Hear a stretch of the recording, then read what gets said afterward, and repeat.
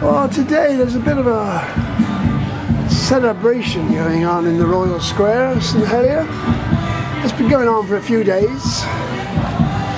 It sort of started, well, it started back in 1769, but it started out as a celebration of the Corn Riots.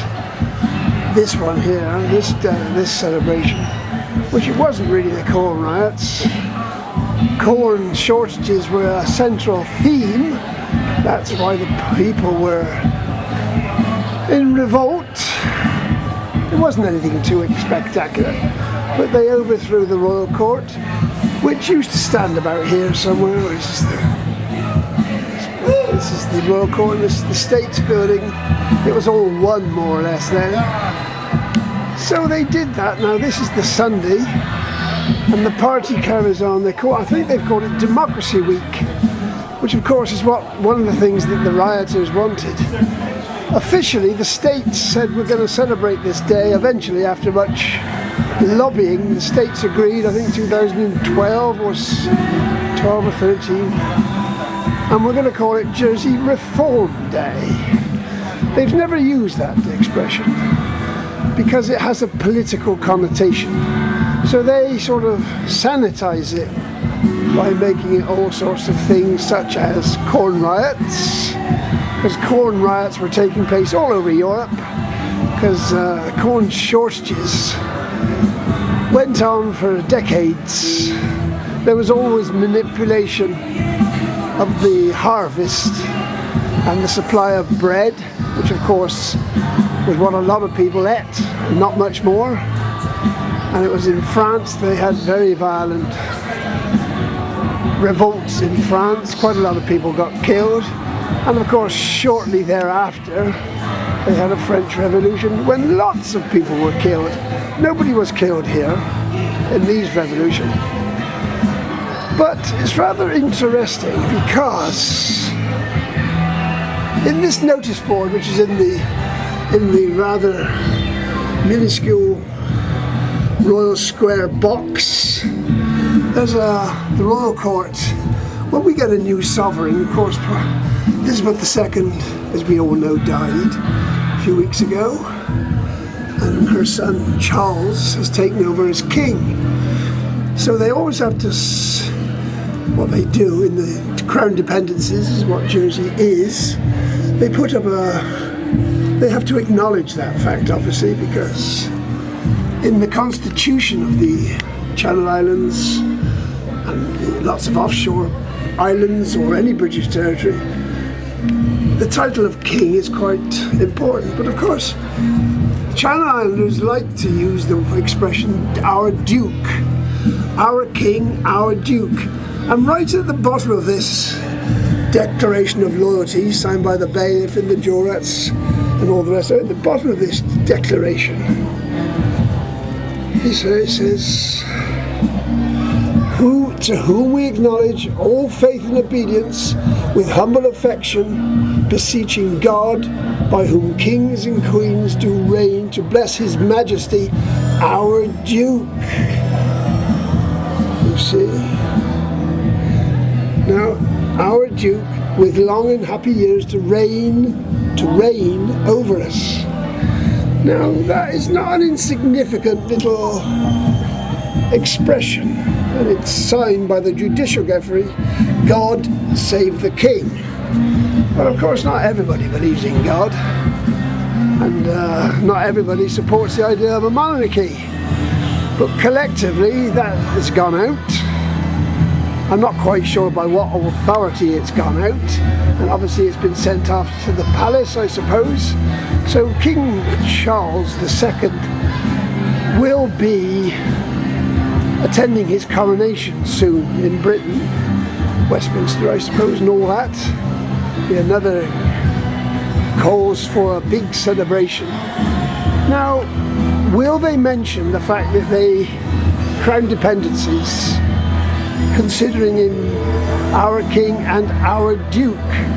Because of course the duke is a long lost title, the Duke of Normandy it refers to, and Jersey's relationship with Normandy is really only about a very occasional condor boat which goes backwards and forwards.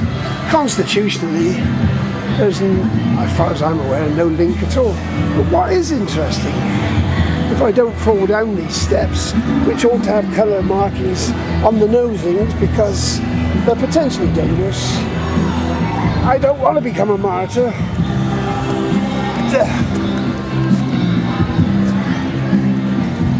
But up here, there's this coat of arms, you see. And the interesting thing about that coat of arms, there's a little plaque here which refers to the back up these dangerous steps again. It says, following news of the execution of Charles I, 1649, he was executed. That's the English king, which would have been the Jersey Duke, if you believe in those things.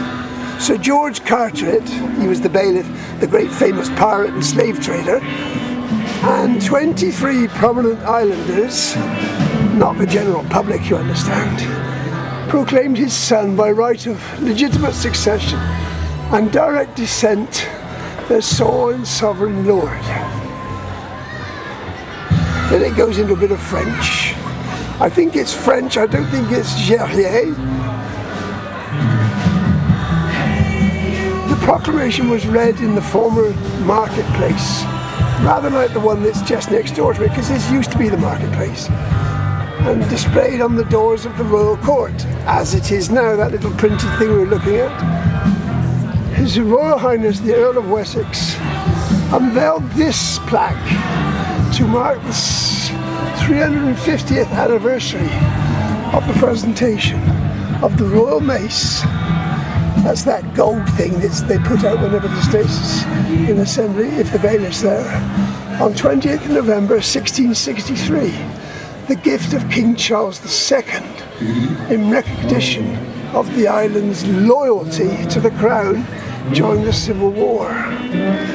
Now, of course, nobody asked the public, because there was no elections or anything in the 17th century.